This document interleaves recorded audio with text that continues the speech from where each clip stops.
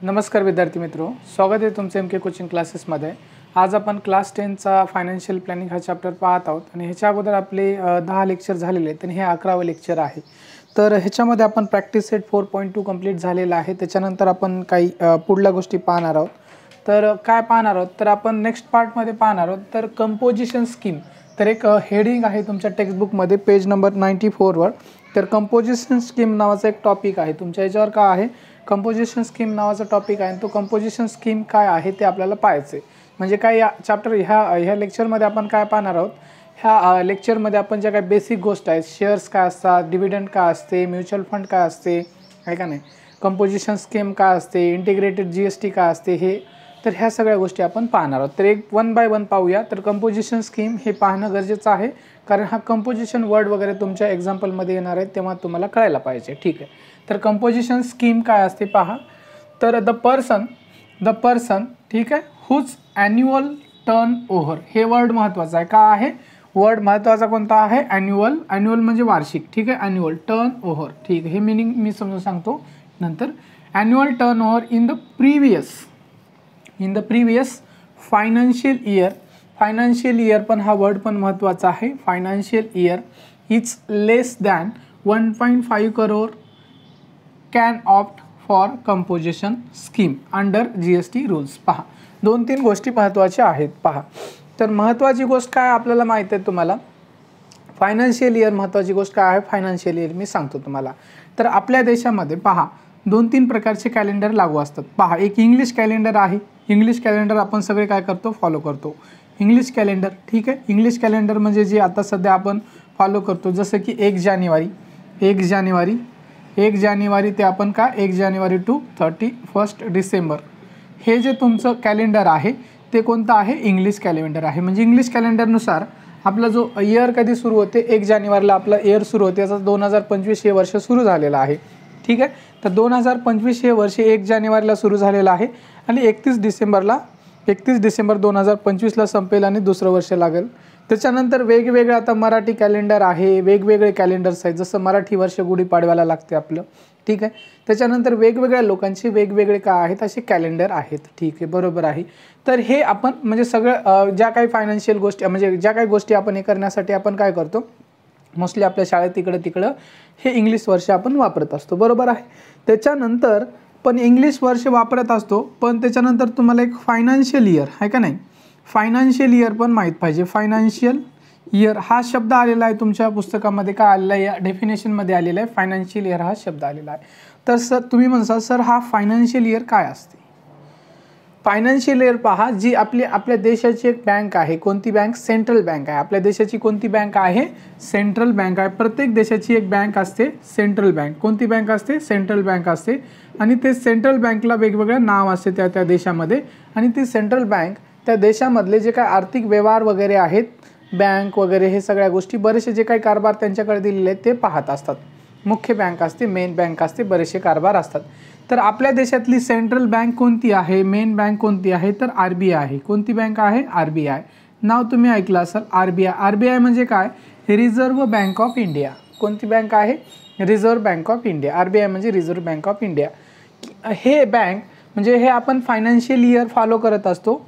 मग हे financial year कोणतं कधीपासून सुरू होते, तर आपल्या देशामध्ये हे लक्षात घ्या, तर फायनान्शियल इयर हे कधी सुरू होत असते, तर हे 1 एप्रिलला सुरू होते। कधी सुरू होते, 1 एप्रिलला सुरू होते।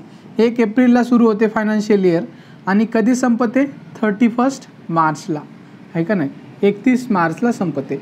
तर तुम्हाला एक गोष्ट लक्षात आली असेल, ठीक आहे, एक गोष्ट आता मी तुम्हाला सांगतो, बँकेमध्ये किंवा कधी पण ऐकले असाल, एक वर्ड तुम्ही ऐकता, कोणत्या महिन्यामध्ये, मार्च महिन्यामध्ये किंवा फेब्रुवारीमध्ये एक वर्ड तुम्ही ऐकला असाल, मार्च एंडिंग आहे। काय आहे, मार्च एंडिंग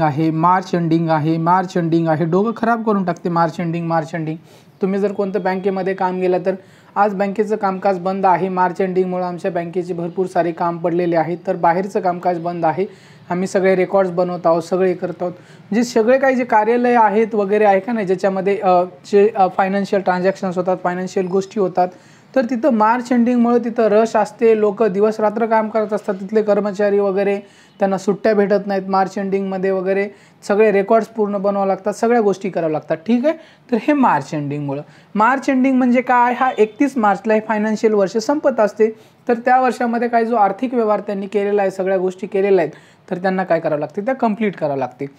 मग आपल्या देशामध्ये फायनान्शियल इयर सुरू होते, 1 एप्रिलला सुरू होते आणि 31 मार्चला संपते. तर हे तुम्हाला फायनान्शियल इयर कळलं असेल, ठीक आहे. ही एक महत्त्वाची माहिती, तुम्हाला भरपूर साऱ्या महत्त्वाच्या माहिती मिळाल्या. आता त्याच्यानंतर मी तुम्हाला हा फायनान्शियल इयर शब्द समजून सांगितला, फायनान्शियल इयर, ठीक आहे. मग आपण जे काही टॅक्स वगैरे भरतो, ते सगळ्या गोष्टी भरतो, तर आपण काय कोणत्या याच्यानुसार हे होते, फायनान्शियल इयरनुसारच भरावं लागते. म्हणजे आपण टॅक्स भरतो ते 1 जानेवारी ते 31 डिसेंबरपर्यंत काउंट होत नाही.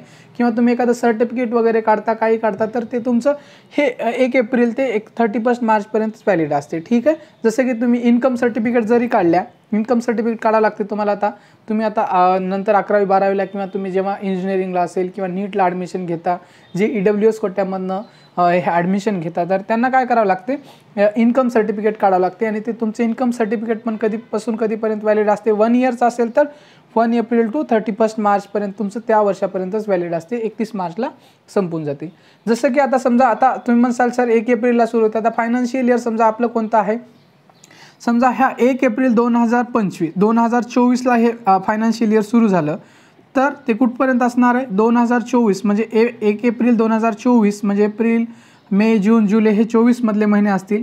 आणि त्याच्यानंतर जानेवारी, फेब्रुवारी, मार्च हे महिने कुठले असतील, 2025चे असतील. म्हणजे हे 2024-25 आपण जेव्हा फायनान्शियल इयर लावत असतो, तर काय असणार आहे, 2024-25 टू म्हणण्यापेक्षा 2024-25, ठीक आहे, 2024-25 असं असणार आहे, ठीक आहे. हे कळलं असेल तुम्हाला, तर हे जाऊ दे. त्याच्यानंतर म्हणजे ॲन्युअल टर्नओव्हर. ॲन्युअल टर्नओव्हर म्हणजे आपला तुमचा फायनान्शियल इयरमधलाच असणार आहे. म्हणजे जसं की तुम्हाला ॲन्युअल टर्नओव्हर घ्यायचा असला एखाद्या कोणती, आता एखादी कंपनी आहे, काही आहे, किंवा एखादं शॉप आहे, रिटेलर आहे, होलसेलर असेल, कोणी असेल, त्याचा ॲन्युअलचा अर्थ काय असतो, वार्षिक. ॲन्युअलचा अर्थ काय असतो, ॲन्युअल म्हणजे 1 इयर, ठीक आहे, वार्षिक म्हणतो त्याला, एका वर्षामधला. टर्नओव्हर कधीमधला, एका वर्षामधला टर्नओव्हर.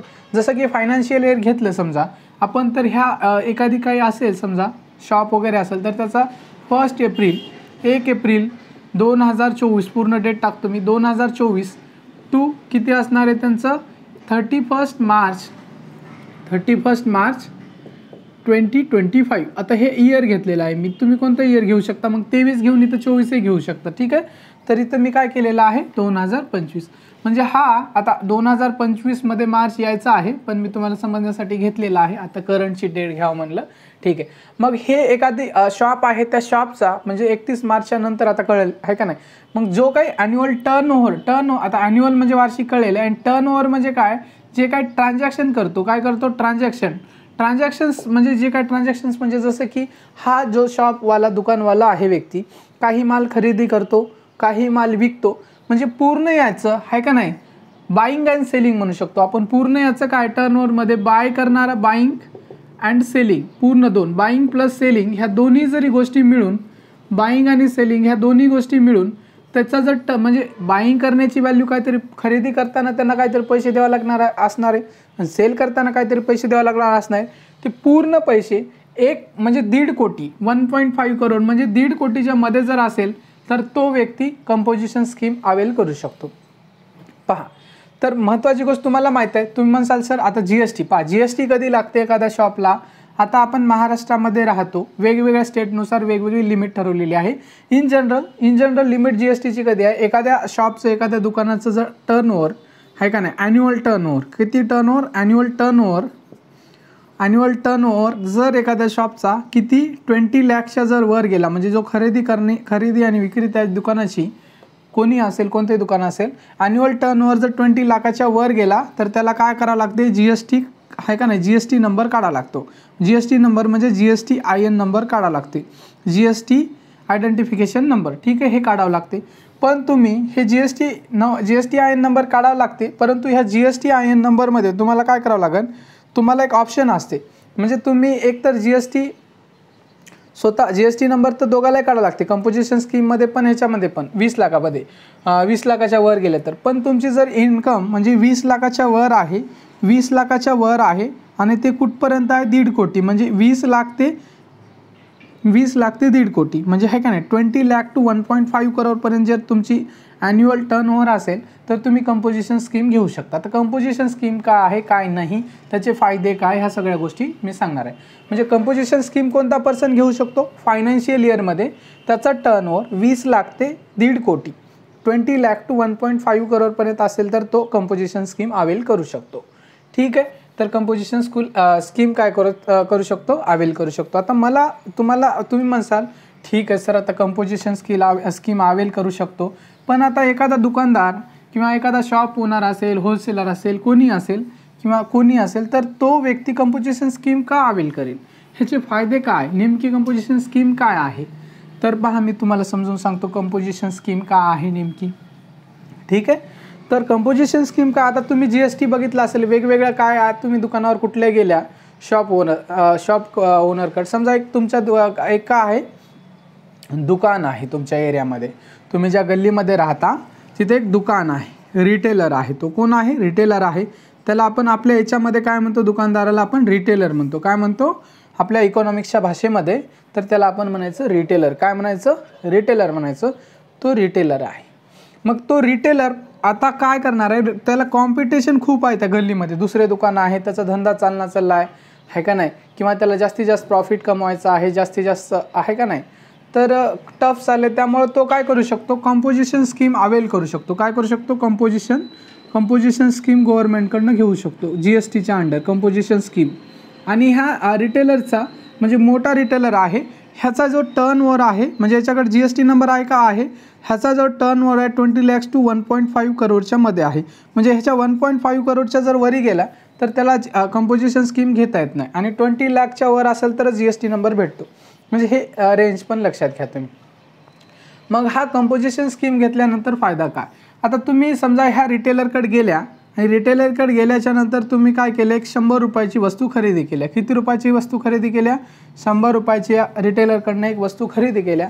तर 100 रुपयाची वस्तू खरेदी केल्यानंतर ह्या 100 रुपयामध्ये त्याचं सगळं काय प्रॉफिट सगळं आलं, परंतु हा काय म्हणणार, हा 100 रुपये ह्या वस्तूची किंमत आहे, XYZ काही वस्तू असेल, पण याच्यावर GST किती आहे तो सांगाल. वेगवेगळ्या GSTचे रेट तुम्हाला माहिती आहे, 5% आहेत मिनिमम. GSTचा रेट 5%, 12%, त्याच्यानंतर 12%, त्याच्यानंतर 18%, त्याच्यानंतर 28%, असे 4 रेट आहेत. तर सोच म्हणला की हा ₹100ची वस्तू आहे, परंतु याच्यावर तुम्हाला 12% GST द्यावा लागेल. म्हणजे हे 12% GST 100चे म्हणजे 12 रुपये, आणि हे 100 म्हणजे 112 रुपये तुम्हाला टोटल द्यावं लागतील. किती द्यावं लागतील, तो दुकानदार म्हणला तुम्हाला 112 रुपये द्यावं लागतील. मग 112 रुपये दिल्यानंतर तुम्ही काय म्हणलं, नाही बा आता लय वस्तू महाग पडायली, मी काही वस्तू घेत नाही. तुम्ही म्हणले की आता 12 रुपये मला द्यावं लागले, वस्तू महाग पडायली, मी वगैरे काय वस्तू घेत नाही, महाग पडायली. म्हणजे लोक घेणार चालले त्याच्याकडनं, म्हणजे त्याचं मालच विकणार चालले, सामानच विकल्या जायना चालले. मग दुकानदार काय म्हणला की म्हणला आता 100 रुपयाला मी वस्तू 100 रुपयाची वस्तू आहे, 112 रुपयाला विकायलो, तर लोक घेणारच चालले, तर माझ्याकडनं आपला लॉस व्हायला आहे. आता मला तर वस्तू 100ला पडाली, हे 12 रुपये तर काय मला भेटणार चालेत, हे तर मी सरकारला देऊन टाकायलो, माझा तर काय याच्यात फायदा नाही. आणि दुसरे दुकानदार मग काय म्हणलं, त्याच्या एक डोक्यात आयडिया आली की बा आता आपण ग्राहकाला स्वस्त कसं देता येईल, स्वस्त केली तर याची किंमत 112पेक्षा कशी कमी करता येईल, जेणेकरून मला फायदा बी होईल थोडा आणि मी ग्राहकाला विकल पण. मग त्याच्या आयडिया डोक्यात आली की कंपोजिशन स्कीमची आयडिया आली. कंपोजिशन स्कीममध्ये काय असते, मग काय असते, हे जे GST आहे ते GST ग्राहकाला द्यावंच लागत नाही. GST काय आहे, समजा ही 100 रुपयाची वस्तू आहे, समजा 100 रुपयाला हा दुकानदार विकायला आहे, तर 90 रुपये म्हणजे ह्याची काय मूळ किंमत आहे 90 रुपये, 90 प्लस 10 रुपये त्याला प्रॉफिट पाहिजे होतं. दुकानदाराला किती रुपये प्रॉफिट पाहिजे होतं, 10 रुपये, एकूण त्याला विकायची होती 100 रुपयाला. 90 रुपयाची वस्तू आहे, त्याला पडते 90 रुपयाचा सगळा खर्च जाऊन, दुकानाचं भाडं, कोणी माणूस ठेवला असेल काम करायला, लाईट बिल, सगळ्या गोष्टी केल्यानंतर 90 रुपयाला ती वस्तू किमान विकावं लागते त्याला जर फायदा पाहिजे. आणि तो 10 रुपये मला फायदा पाहिजे असे 100 रुपयाला विकायला आहे, आणि टॅक्स 12% लागला तर 112 रुपयाला तू विकायला. पण म्हणलं आता मला 100च पाहिजे बा, मला किती रुपये पाहिजे, 100च रुपये पाहिजे, बाकीचं काही नाही. मग टॅक्स सरकारला भेटो न भेटो त्याच्यात काही माझा फायदा नाही, लॉस नाही, काही नाही. मग तो काय म्हणला की सरकारकडे जाऊ शकतो. म्हणजे त्याची इन्कम जर 20 लाख ते 1.5 करोडच्या मध्ये असेल तर मला कंपोजिशन स्कीम पाहिजे. मग कंपोजिशन स्कीम जर एखादा व्यक्ती हे घेतला, अवेल केला, तर तो काय करू शकतो, तो काय करू शकतो, त्याला GST ते जो काही कस्टमर येईल त्याच्याकडे, जो कस्टमर येईल आणि ते सामान त्याच्याकडनं खरेदी करेल, त्या कस्टमरला GST द्यायची गरज नाही. त्या कस्टमरला GST द्यायची गरज आहे का? GST द्यायची गरजच नाही, GSTची गरजच नाही. मग मला सांगा, आता हा दुकानदार कंपोजिशन स्कीम घेतला म्हणजे GST देत असेल तर त्याला किती रुपये द्यावे लागले? 112 रुपये देऊ लागले. ह्या दुकानदाराला 90 रुपयाला वस्तू खर्च त्याचा सगळा 90 रुपये पडते आणि 10 रुपये म्हणला मी प्रॉफिट घेतो आणि 100 रुपयाला वस्तू विकतो. मग हा दुकानदार जर कंपोजिशन स्कीम घेतला तर जी काही वस्तू आहे तो किती रुपयाला विकू शकतो? 100 रुपयालाच विकू शकतो, बरोबर आहे का नाही? मग दुकानदार म्हणला मी कंपोजिशन स्कीम अवेल केला, पण काय लक्षात घ्या दुसरी गोष्ट, आता हा 90 रुपयाचं सामान आणलं आहे दुकानदारानं, पण याला काहीतरी याच्यावर खर्च लागला, म्हणजे ह्यानं कुठून तरी दुसरीकडून खरेदी केला आहे, असं असू शकते, खरेदी केलेला असू शकते किंवा सामान किंवा खरेदी केलं नसेल. मग खरेदी केला नसेल अशी केस घेऊ आपण, खरेदी केला नसेल तर तो 100 रुपयालाच विकू शकतो सामान. 100 रुपयाला विकलं तर त्याला 10 रुपये प्रॉफिट होतो. म्हणजे दुकानदाराचा फायदा, म्हणजे दुकानदाराला काय आहे त्याच्यात लॉस नाही, दुकानाचं काय नाही. 10 रुपयाचा 10 रुपये, 100 रुपयाला जरी वस्तू विकला दुकानदारानं, आहे का नाही, दुकानदारानं 100 रुपयाला विकला, त्याला 10 रुपयाचा प्रॉफिट झाला. आणि ग्राहकाला, कस्टमर जो आहे, कोण आहे कस्टमर, कंझ्युमर म्हणू आपण त्याला, कंझ्युमरला किती रुपयाचा फायदा झाला? कंझ्युमरला 12 रुपयाने ही वस्तू स्वस्त पडली. किती रुपयाने स्वस्त पडली? 12 रुपयाने स्वस्त पडली कंझ्युमरला. आणि तीच क्वालिटी आहे, तीच सगळ्या गोष्टी, मग लोक पण येतील आणि जास्तीत जास्त खरेदी करेल, कारण हे दुसऱ्यापेक्षा 12 रुपयाने वस्तू स्वस्त पडाली, बरोबर आहे का नाही? 12 रुपयाने स्वस्त पडाली, हे एक ऑप्शन आहे.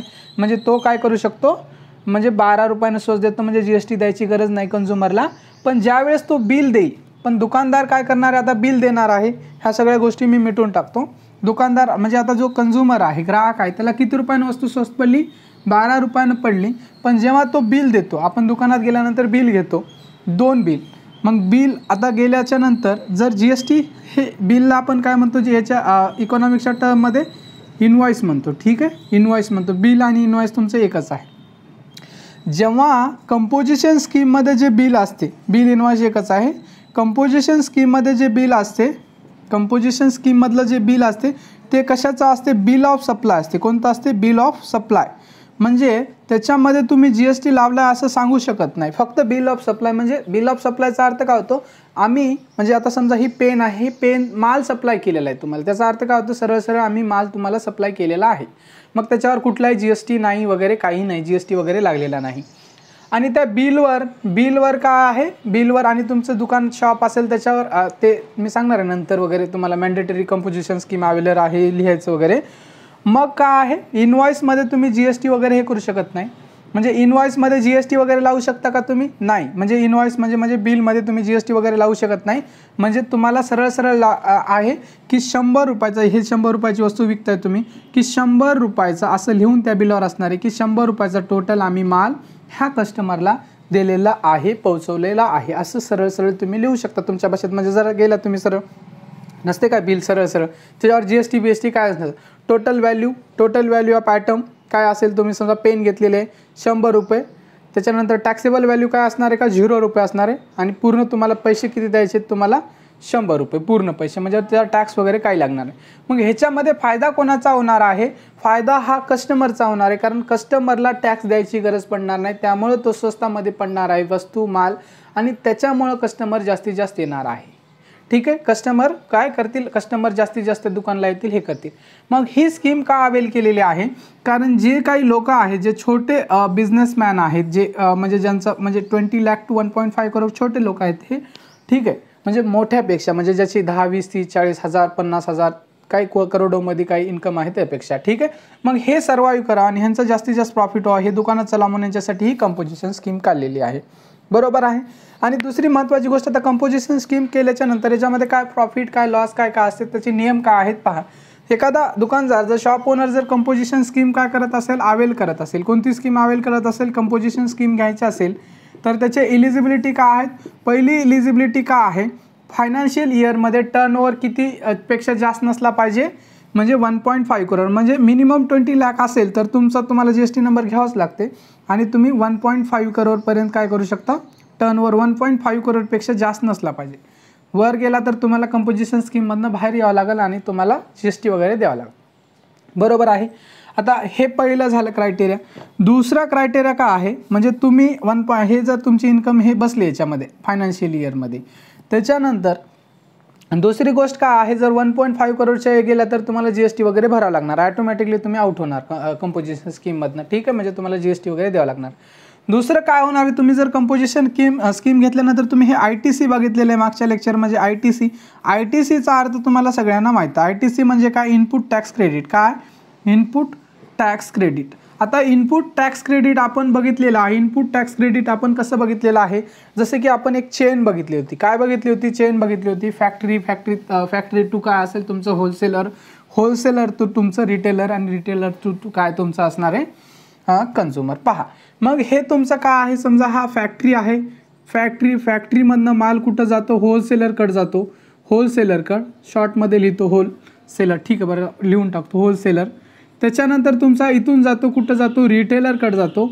आणि रिटेलरकडनं कुठं जातो, कस्टमरकडे, याला म्हणू कन्झ्युमर. ठीक आहे, अशा प्रकारची चेन आहे तुमची. मग हा फॅक्टरी ओनर आहे, याच्यातला कोणी असू शकतो. कंपोजिशन स्कीम कोण घेऊ शकतो, म्हणजे ह्या तिघापैकी कोणी घेऊ शकतो. तिघही घेऊ शकतात, कोणी घेऊ शकतात, फक्त त्यांची इन्कम ह्याच्या 20 लाख टू 1.5 करोडच्या मध्ये असेल तर. मग मला सांगा, मग हा फॅक्टरीवाला आहे, समजा फॅक्टरीवाल्याने काय केलं, हा फॅक्टरीवाल्याने 100 रुपयाची वस्तू काय केली, 100 रुपयाची, याची रुपीज किती आहे, 100 रुपयाची वस्तू आहे. ह्याच्यावर समजा किती टक्के GST लागला, 12% GST लागला, तर याला म्हणजे हा होलसेलर याच्याकडनं कितीला खरेदी करेल, 112 रुपयाला पडली. याला कितीला पडली, 112ला, म्हणजे 100 रुपयालाच वस्तू पडली, पण 12 रुपये काय त्याला टॅक्स द्यावा लागला. त्याच्यानंतर हा होलसेलर म्हणला की मी ही वस्तू 200 रुपयाला विकतो. कितीला विकतो, 200 रुपयाला विकतो, पण याच्यावर 12% हे पण GST लावणार आहे, कारण GST सेम असते. कारण जे काही आयटम असेल, काही वस्तू असेल, समजा काही असेल, एखादी वस्तू घेतलेली आपण, मग 200 रुपयाला, किती रुपयाला हा होलसेलर कितीला लावतो, ही वस्तू 200 रुपयाला लावतो. मग 200 रुपयाला 12%ने टॅक्स दिल्याच्यानंतर किती, 12%च्या नंतर टॅक्स दिल्याच्यानंतर ह्या रिटेलरला किती रुपयाला पडली, समजा 224 रुपयाला पडली. 224 रुपयाला रिटेलरला पडली, आणि हा कन्झ्युमरला काय करणार आहे, काहीतरी पैशाला वगैरे विकणार आहे. आता ह्या कितीला विकणार आहे ठरवू आपण. पण हा रिटेलर काय म्हणला की मी कंपोजिशन स्कीम घेतो. काय म्हणला रिटेलर, रिटेलर म्हणला की मी काय करतो, कंपोजिशन स्कीम अवेल करतो. रिटेलर म्हणला की आता आमच्या इथं एरियामध्ये खूप कॉम्पिटिशन आहे, कोणी कंपोजिशन स्कीम घेऊ शकतो. तर हा म्हणला की कंपोजिशन स्कीम मी अवेल करतो. काय करतो, कंपोजिशन स्कीम अवेल करतो असं म्हणला. ठीक आहे, कंपोजिशन स्कीम जर ह्या रिटेलरनं जर अवेल केला तर काय होईल पहा.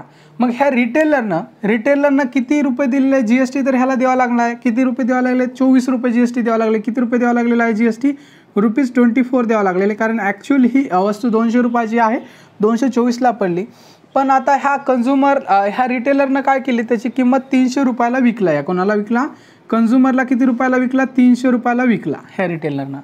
म्हणजे 300 रुपयाला विकला. मग याच्यावर तो कन्झ्युमरकडनं हा रिटेलर, कंपोजिशन स्कीम जर रिटेलरनं अवेल केली तर ह्या कन्झ्युमरकडनं तो टॅक्स घेऊ शकतो का, GST घेऊ शकतो का, घेऊ शकत नाही. म्हणजे ही 300 रुपयाची वस्तू असेल, भले याने GST दिला असेल तरी ह्या कन्झ्युमरला 300 रुपयालाच विकावं लागेल. आणि जर कंपोजिशन स्कीम घेतलं नसेल तर विदाऊट कंपोजिशन स्कीम हा कन्झ्युमरला कितीला विकेल, 12% जर टॅक्स म्हणला आपण 12%नं, 300 रुपयाचा म्हणजे 336 रुपयाला होईल. कितीला होईल, 336 रुपयाला होईल. म्हणजे हे विदाऊट कंपोजिशन स्कीम ह्या कन्झ्युमरला ती वस्तू 336ला पडणार आहे, आणि कंपोजिशन स्कीम अवेल केलं तर त्या कन्झ्युमरला ही वस्तू 300 रुपयाला पडणार आहे. हे तुम्हाला कळलेलं आहे. परंतु मग ह्याच्यामध्ये फायदा कोणाचा आहे, कंपोजिशन स्कीममुळे हा कन्झ्युमरचा फायदा आहे. कोणाचा फायदा आहे, कन्झ्युमरचा फायदा आहे. मग हा लॉस, त्याच्यामध्ये लॉस आणि कोणाचा होऊ शकतो, रिटेलरचा. तर त्या रिटेलरला काय आहे, रिटेलरला समजा हा 224 रुपये तर गेले, याचे किती रुपये गेले, 224 रुपये गेले. आणि हा किती रुपयाला वस्तू विकायला, 300 रुपयाला विकायला, 300मधनं 224 गेले तर तुमचा किती रुपये उरला, 76 रुपये उरला. बरोबर आहे, 76 रुपीज उरले तुमचे, म्हणजे 76 रुपये. मग हा 76मध्ये समजा ह्याचा काय खर्च वगैरे त्याने काय ॲड केला असेल, काहीतरी लागले असतील, समजा 26 रुपये गेले, -26 केले आपण, तर 50 रुपयाचा प्रॉफिट होऊ शकतो स्टील. ठीक आहे, मग ह्याच्यामध्ये रिटेलरने हे जो 24 रुपये टॅक्स दिला, सगळ्यात महत्त्वाची, हा 200ला घेऊन 300ला विकू, कितीला विकू, तर हा म्हणजे जो काही 24 रुपये काय आहे टॅक्स दिलेला आहे, ह्या रिटेलरनं 24 रुपयाला टॅक्स दिलेला आहे. मग ह्याच्यामध्ये जो ITC कोणाकडनं ITC हे करणार, हा सरकारला किती देणार आहे, फॅक्टरीवाला 12 रुपये याच्याकडनं घेतला होता तो टॅक्स सरकारला देईल, बरोबर आहे, हा फॅक्टरीवाला 12 रुपये टॅक्स देईल. हा होलसेलर किती देऊन टाकणार आहे, हा होलसेलर काय करणार आहे, ह्याच्याला 12 रुपये दिला होता आणि ह्याच्याकडनं 24 रुपये घेतला, म्हणजे ह्या 24मधनं ह्याचे 12 रुपये मायनस केला तर हा पण 12 रुपये देईल. म्हणजे हा फॅक्टरीवाला टॅक्स किती देणार आहे सरकारला, हा 12 रुपये देईल, हा होलसेलरवाला 12 रुपये देईल आणि हा रिटेलर काही घेतच नाही याच्याकडनं, टॅक्स घ्यायला नाही, त्यामुळे ह्याला सरकारला द्यायचा काही प्रश्नच येत नाही, फक्त ह्याला गेला.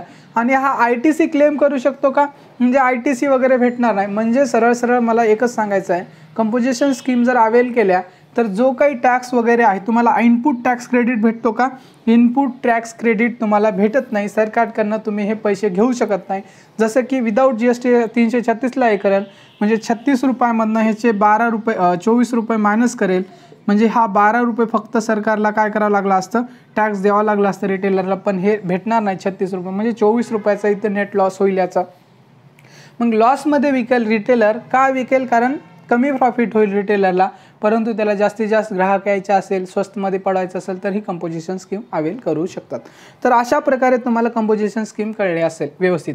तर हे काय त्याचे क्रायटेरिया, 20 लाख ते 1.5 करोडपर्यंतची ॲन्युअल टर्नओव्हर असला पाहिजे, ITC घेऊ शकत नाही.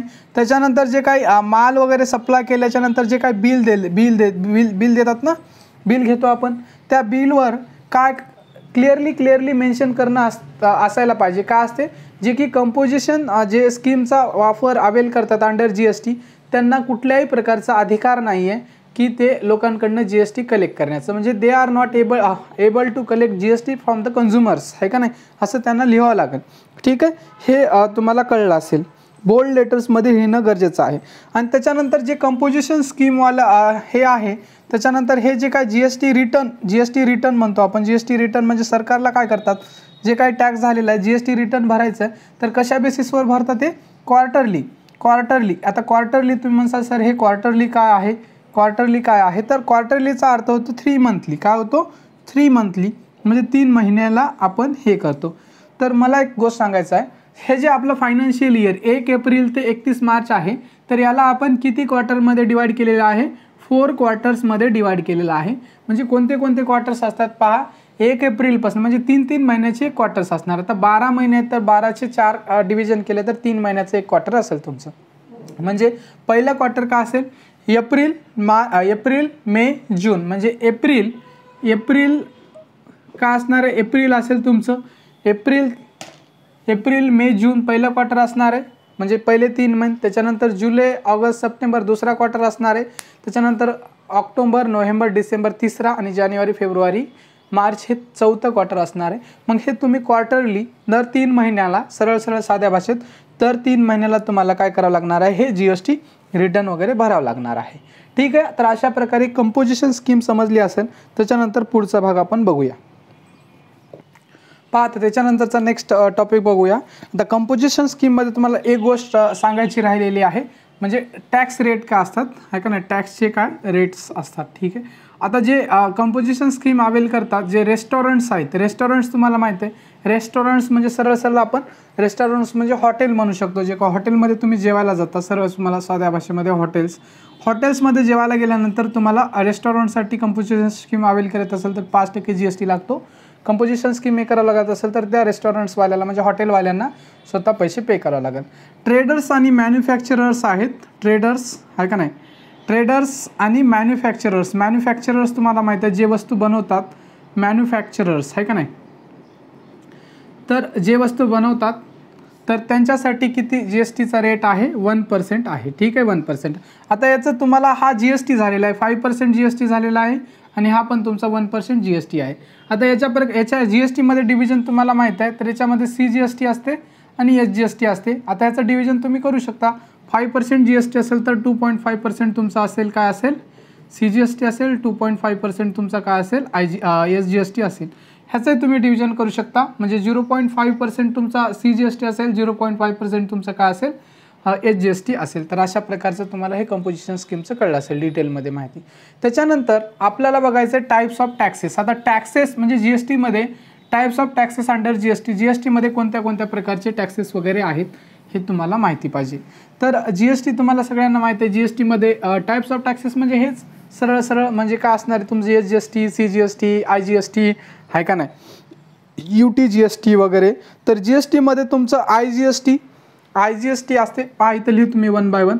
IGST असते. काय असते तुमचं IGST कधी लागत असते तुम्ही जेव्हा गुड्स काय करता म्हणजे खरेदी विक्री हे एका राज्यात न होता 2 राज्यामध्ये होते. तर हे काय IGST इंटरस्टेट, ह्याला काय म्हणू शकतो इंटरस्टेट सप्लाय केल्यानंतर हे IGST लागते. हे डिटेलमध्ये सांगणार आहे. हा पण मोठा टॉपिक आहे. इंटरस्टेट सप्लायमध्ये IGST लागते. त्याच्यानंतर तुमचं दुसरं काय असणार आहे IGST. त्याच्यानंतर कंपोजिशन स्कीम. हे कंपोजिशन स्कीम मी तुम्हाला आत्ताच सांगितलेलं आहे. कंपोजिशन स्कीम GSTमध्ये कंपोजिशन स्कीम हे आत्ताच झालेलं आहे आपलं कंपोजिशन स्कीम. त्याच्यामध्ये तुमचं काय असणार आहे SGST, CGST आणि UTमध्ये असेल तर UTGST. त्याच्यानंतर UTGST. त्याच्यानंतर तुमचं काय असते UTGST. काय असणार आहे तुमचं UTGST तुमचा कुठे लागत असते UTGST तुमचा युनियन टेरिटरीमध्ये लागत असते UTGST. त्याच्यानंतर तुमचं 4th नंबरचं काय असणार आहे SGST, CGST. त्याच्यानंतर 5th नंबर आहे तुमचा CGST. तर हे वेगवेगळे तुमचे 5 प्रकारचे काय लागतात टॅक्सेस लागतात. तर तुम्हाला आता हे कंपोजिशन स्कीम आपलं झालेलं आहे पूर्णपणे. त्याच्यानंतर UTGST तुम्हाला माहीत आहे सगळ्यांना सांगितलेले आहे. पहा जर युनियन टेरिटरीमध्ये UTGST म्हणजे union territory G goods and service tax, याचा अर्थ काय होतो union territory goods and service tax. ठीक आहे. तर युनियन टेरिटरीमध्ये जर तुम्ही खरेदी करत असाल तर तिथं काय लागत असते युनियन टेरिटोरीमध्ये जर खरेदी विक्री करत असाल तर तुम्हाला UTGST लागत असते. स्टेटच्या ऐवजी UTGST. ठीक आहे. आता SGST स्टेटमध्ये लागते. जेवढे काय स्टेट्स आहेत तर स्टेट्समध्ये SGST लागत असते. आणि हा CGST कॉमन असते. म्हणजे तुम्ही GSTमध्ये CGST तर कॉमन असणार आहे. म्हणजे युनियन टेरिटरीमध्ये ट्रेड करा किंवा तुम्ही स्टेटमध्ये करा. ठीक आहे. तर हा CGST ह्या तिन्ही गोष्टी तर माहीतच आहेत तुम्हाला. कंपोजिशन सगळ्या गोष्टी माहीत आहे. तर आता याच्यानंतर मला काय सांगायचं आहे तुम्हाला सांगायचं आहे इंटरस्टेट सप्लाय. IGST काय असते इंटरस्टेट सप्लाय हे आपण टॉपिक काय करूया थोडं डिटेलमध्ये आपण बघूया. कोणता टॉपिक बघूया integrated goods and service tax. ठीक आहे. म्हणजे हे कुठे लागत असते integrated goods and service tax हा इंटरस्टेट सप्लायमध्ये लागत असते. इंटरस्टेट सप्लाय हा टॉपिक आपण थोडंसं व्यवस्थित डिटेलमध्ये पाहूया. ठीक आहे. त्याच्यानंतरचा नेक्स्ट टॉपिक आहे मी तुम्हाला सांगितलं होतं आपल्याला काय बघायचं होतं तर इंटिग्रेटेड GST. तर IGST म्हणतो. इंटिग्रेटेड GSTला काय म्हणतो आपण IGST. ठीक आहे. हा I आहे इंटिग्रेटेड GST. याचा लॉंग फॉर्म काय आहे IGST जर आले तर integrated goods and service tax. Integrated goods and service tax. तर याचा लॉंग फॉर्म कळला असेल. हा कुठं लागत असतो इंटरस्टेट सप्लाय. आता सांगितलं होतं तुम्हाला इंटरस्टेट सप्लायमध्ये हा टॅक्स लागत असतो इंटरस्टेट सप्लाय. आता पहा इंटरस्टेट सप्लाय हे सगळ्या गोष्टी काय आहेत हे तुम्हाला सांगणार. पहा हा जरी टॉपिक मी थोडं डिटेलमध्ये घेत असेल तुम्ही म्हणसाल सर परीक्षेच्या दृष्टिकोनातून महत्त्वाचा आहे का, थोडासा वेळ लागते, थोडंसं मी दुसऱ्या शिक्षकांपेक्षा थोडंसं जास्त वेळ घेतो, जास्त एक्सप्लेनेशन देतो. ह्याचा मागचा उद्देश एकच आहे कारण तुम्हाला जर एकदा एखादी गोष्ट तुम्ही आहे का नाही एकदा जर तुम्ही जी गोष्ट केली तर ती परफेक्टली करून टाका. म्हणजे एकदा तुमच्या डोक्यामध्ये परफेक्टली बसलं फिट झालं तर पुन्हा पुन्हा तुम्हाला त्या गोष्टी बघायची काही गरज पडणार नाही आहे. त्यासाठी एकदाचा वेळ द्या तुम्ही. एकदाचा पूर्ण वेळ दिला तर तुमच्या डोक्यामध्ये अशी फिट होईल त्याच्यामुळे तुम्हाला कुठल्याही प्रकारचा डाऊट शंका वगैरे काहीही राहणार नाही. ठीक आहे. म्हणजे तुम्ही थोडा वेळ आहे नाही म्हणजे आता काही शिक्षक काही सांगणार नाही तुम्हाला डायरेक्टली क्वेश्चन घेतील हे करतील पण तुम्ही लेक्चर बघसाल ते सगळ्या गोष्टी होईल तुमचं टॉपिक बी कव्हर होईल पण तुम्हाला ते काही कळणार पण नाही.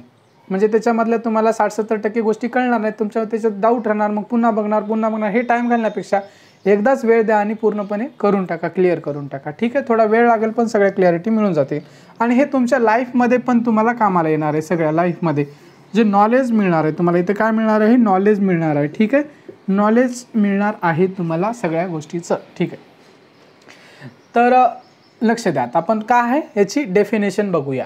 तर इंटिग्रेटेड GST काय असते when trading of goods and services takes place between हे महत्त्वाचा वर्ड का आहे between 2 or more states. The GST is levied only by the central government and it is termed as IGST, hence the total amount is paid to the central government. पहा याच्या अगोदर आपण GST जो लावलेला बघितला होता, एक तर स्टेटमध्ये विदिन स्टेट काय होतं ते सगळं होतं. म्हणजे एखादी आपण कशा प्रकारचं परचेस सेलिंग होते, समजा हे फॅक्टरी आहे, ही फॅक्टरी आहे, फॅक्टरीवरनं कोण खरेदी करते, फॅक्टरीमधनं होलसेलर खरेदी करतो, कोण खरेदी करतो, होलसेलर किंवा डिस्ट्रीब्युटर खरेदी करतो, ह्याच्याकडनं रिटेलर खरेदी करतो आणि ह्या रिटेलरपासनं कंझ्युमर खरेदी करतो. पण हे सगळे लोक, हे म्हणजे रिटेलर असेल, कंझ्युमर असेल, होलसेलर असेल, फॅक्टरीवाला असेल, हे सगळे लोक एकाच राज्यामध्ये होते. राज्य माहिती आहे तुम्हाला, महाराष्ट्र एक स्टेट आहे, राज्य आहे, त्याला आपण स्टेट म्हणजेच राज्य. तर हे राज्य महाराष्ट्र राज्य आहे, गुजरात आहे, पंजाब आहे, हरियाणा आहे, UP आहे, बिहार आहे, कर्नाटका, केरला, भरपूर सारे असे राज्य आहेत आपल्या देशामध्ये. ठीक आहे. तर हे सगळ्या गोष्टी एकाच राज्यामध्ये होत असतील, वेगवेगळ्या जिल्ह्यात, त्या राज्यातले वेगवेगळ्या जिल्ह्यात असेल तर काही प्रश्न नाही, पण एका राज्यामध्ये. म्हणजे हे फॅक्टरीवाला महाराष्ट्रामध्ये आहे, म्हणजे फॅक्टरीवाला समजा मुंबईमध्ये आहे, होलसेलर समजा पुण्यामध्ये आहे, रिटेलर हा कुठं आहे, नांदेडला आहे, आणि कंझ्युमर पण नांदेडचाच आहे, कारण ह्या रिटेलरकडनं इथून खरेदी करतोय. ठीक आहे. किंवा कंझ्युमर दुसऱ्या जिल्ह्यातला असू शकतो, पण रिटेलर सहसा का असो तिथलाच रिटेलर, म्हणजे छोटा शॉपवाला, आणि त्याच्याकडून कोण खरेदी करते. आता समजा किराणा दुकानवाला रिटेलर आहे, तर आजूबाजूचे त्याच नगरचे एरियातलेच लोक खरेदी करतील ना. म्हणजे तर हे सगळे लोक एका राज्यामध्ये आहेत. तर त्याच्यामध्ये कोणत्या प्रकारचा GST लागला होता आपण बघितला होता, तुमचा GST लागला होता. आणि GSTमध्ये तुमचा हे महाराष्ट्र एक राज्य आहे, तर याच्यामध्ये CGST लागला होता आणि तुमचा काय लागला होता, SGST लागला होता. आता वेगवेगळ्या पर्सेंटनुसार ह्या CGST SGST म्हणजे GSTच्या पर्सेंटनुसार बदलत राहतो, हे तुम्हाला माहिती आहे. परंतु आता हे एका राज्यात न राहता ह्याच्यामध्ये काय आहे, चेंजेस होते. समजा काय आहे ह्याच्यामध्ये, काय चेंजेस होते पहा, आपण पाहूया. म्हणजे हा फॅक्टरीवाला, म्हणजे हा मॅन्युफॅक्चररवाला एका राज्यामध्ये आहे. ठीक आहे. म्हणजे हे सगळे चेंज सोडून द्या, आपल्याला एवढं सगळं कन्फ्युजन कशाला. पहा, म्हणजे एक व्यक्ती आहे, समजा कुठला आहे, पंजाबमधला आहे. काय आहे, पंजाबमधला, म्हणजे पंजाबमधला व्यक्ती आहे. कुठला आहे, पंजाबमधला. कोण आहे, होलसेलर असेल किंवा फॅक्टरीवाला असेल, कोणी असेल.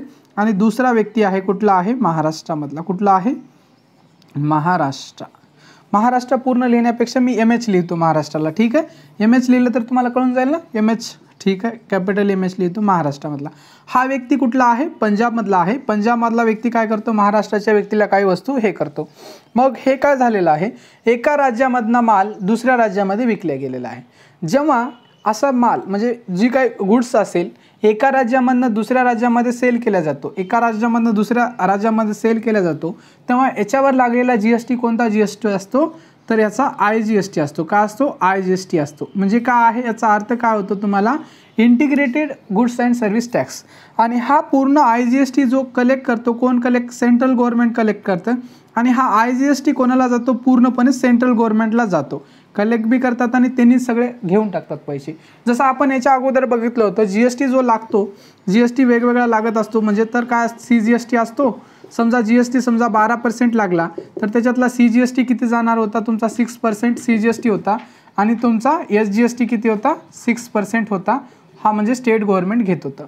परंतु समजा याच्यामध्ये IGST 12% लागला, म्हणजे फक्त एकच टॅक्स लागणार, तो कोणता लागणार, IGST. समजा तीच वस्तू आहे, म्हणजे टॅक्स पण तोच सेम, वस्तूवर टॅक्स सेमच असणार आहे. एका राज्यात खरेदी केलं काय, दोन राज्यातून खरेदी केले काय, टॅक्स सेमच असणार आहे.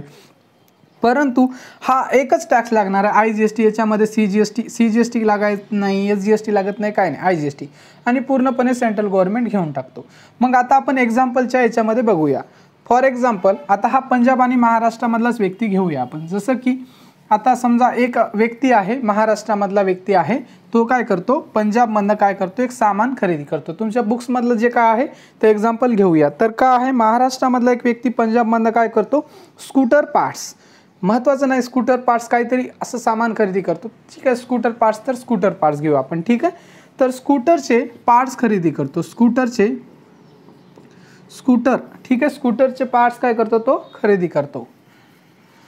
तर हा एक व्यक्ती कुठं आहे, पंजाबमधनं कुठं सेल केला जातो, पंजाबमधनं वस्तू घेऊन येतो महाराष्ट्रामध्ये. आणि पंजाबमधनं काय खरेदी करतो, तो स्कूटरचे पार्ट्स खरेदी करतो. कितीला खरेदी करतो स्कूटरचे पार्ट्स, तो व्यक्ती काय करतो, ₹20,000ला किती रुपयाला खरेदी करतो, 20,000ला खरेदी करतो. कितीला खरेदी करतो, 20,000 रुपयाला. हा महाराष्ट्रातला एक व्यक्ती आहे. महाराष्ट्रातला व्यक्ती स्कूटरचे जे पार्ट्स आहे 20,000ला खरेदी करून घेऊन येतो महाराष्ट्रामध्ये. मग तेव्हा येताना ह्याला किती % GST लागतो, स्कूटर्सच्या पार्ट्सवर लागतो. किती % GST लागतो, 28% GST लागतो.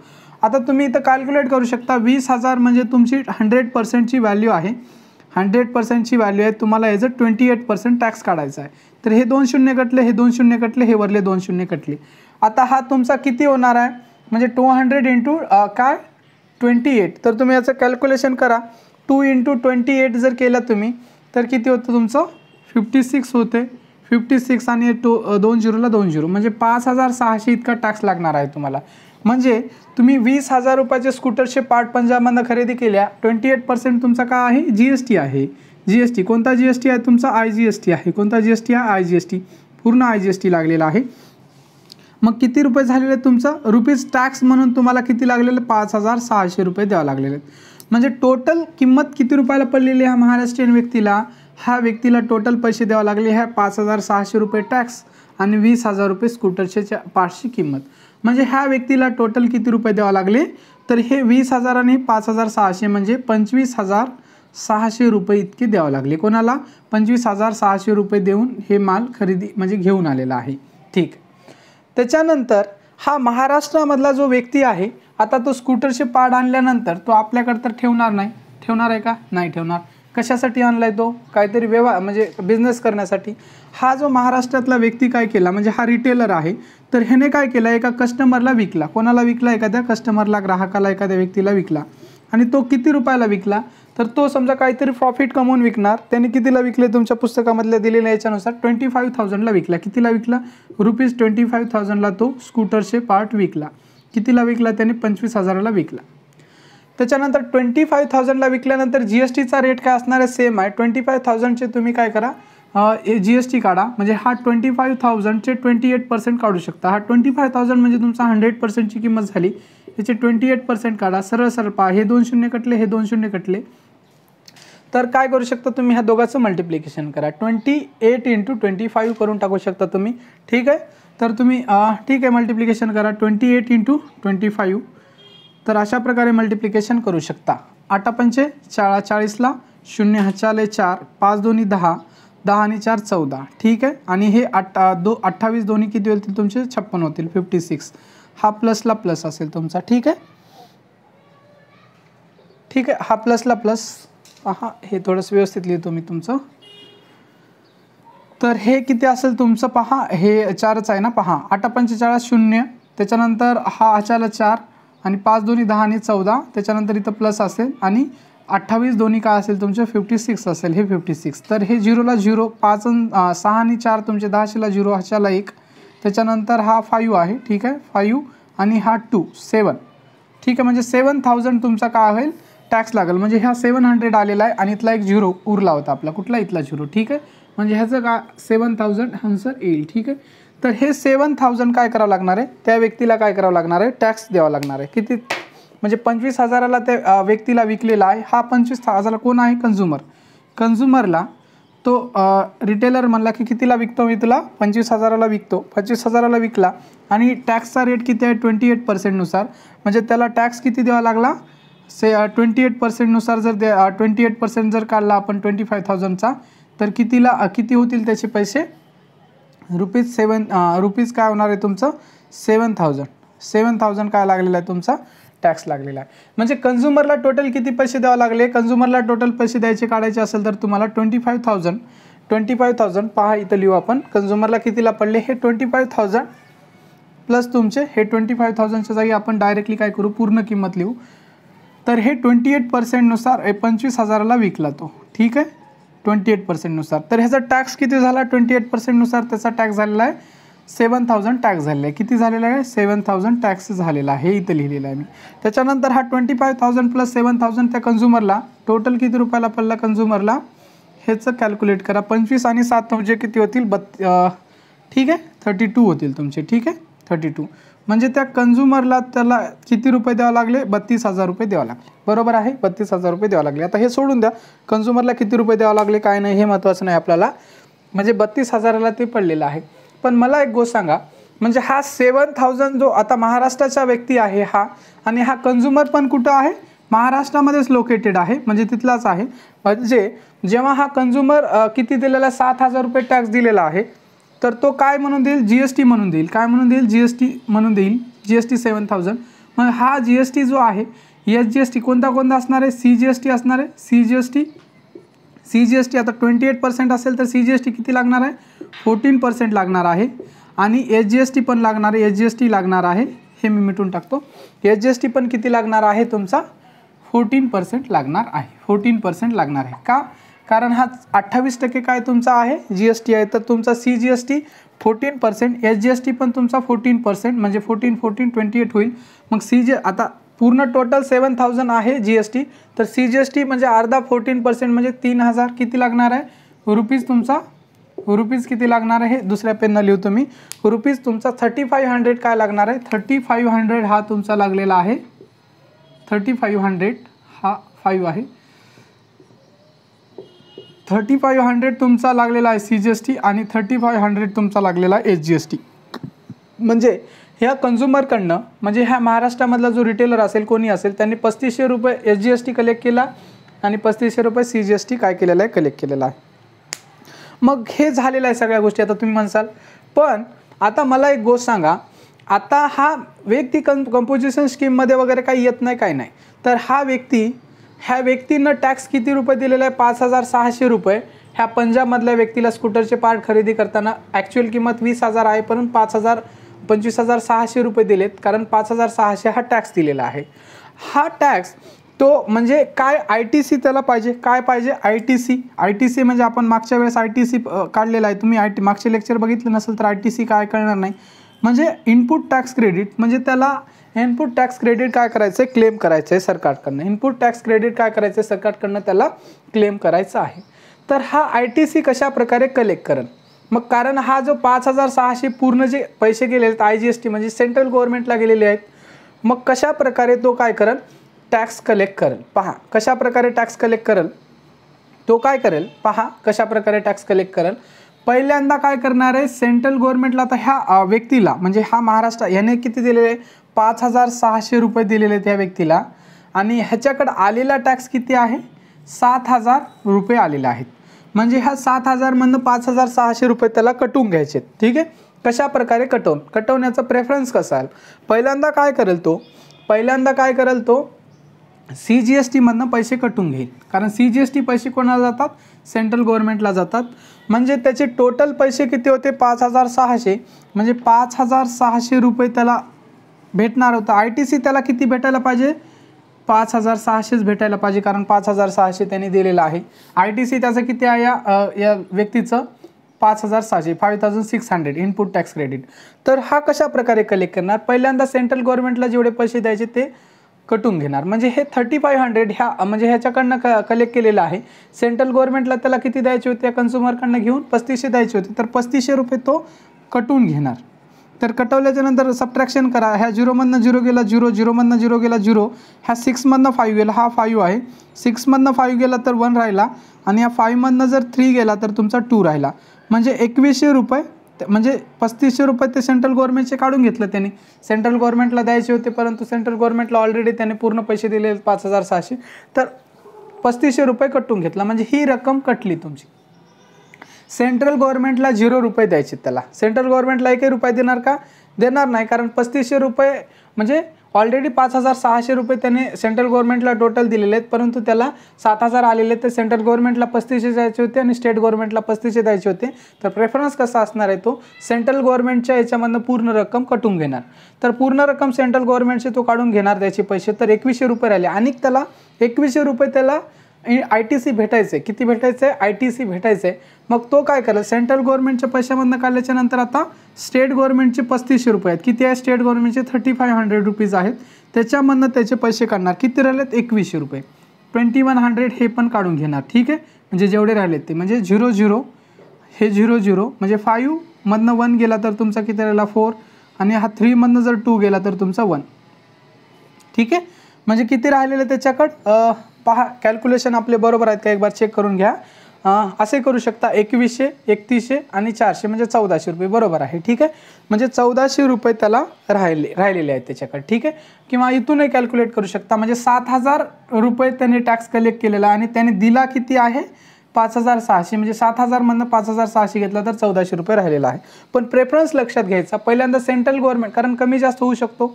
ठीक आहे, तर पहिल्यांदा सेंट्रल गव्हर्नमेंटचे पैसे पूर्ण कटून घेणार, त्याच्यानंतर स्टेट गव्हर्नमेंटकडनं घेणार, मग त्याला 1400 रुपये टॅक्स सरकारला द्यावा लागेल. किती रुपये द्यावा लागणार 1400 हा टॅक्स रुपये सरकारला द्यावा लागणार. किती 1400. मग हा 1400 त्याच्याकडे उरले, त्याचे 7000मधनं 5600 त्यांनी काढून घेतला काय का नाही. हा 7000 टोटल कन्झ्युमरकडनं काय केला त्यांनी कलेक्ट केलेला आहे टॅक्स, आणि त्यांनी स्वतःचे पैसे 5600 टॅक्स भरलेला आहे. तर त्याच्याकडे उरले किती रुपयेच, त्याच्याकडे उरले 1400 रुपयेच उरले बरोबर आहे. मग हे 1400 रुपये तो कोणाला देईल, तर हा 1400 रुपये टोटल उरलेले फक्त तो स्टेट गव्हर्नमेंटला देऊन टाकेल.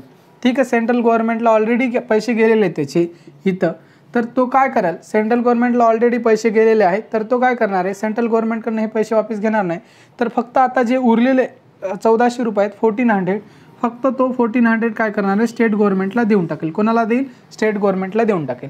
म्हणजे हे 1400 स्टेट गव्हर्नमेंट, तो महाराष्ट्रातला व्यक्ती आहे, महाराष्ट्रातल्या कोणाकडनं घेतलं आहे, कन्झ्युमरकडनं टॅक्स कलेक्ट केलेला आहे, तर महाराष्ट्रातल्या स्टेट गव्हर्नमेंटला फायदा व्हायला पाहिजे.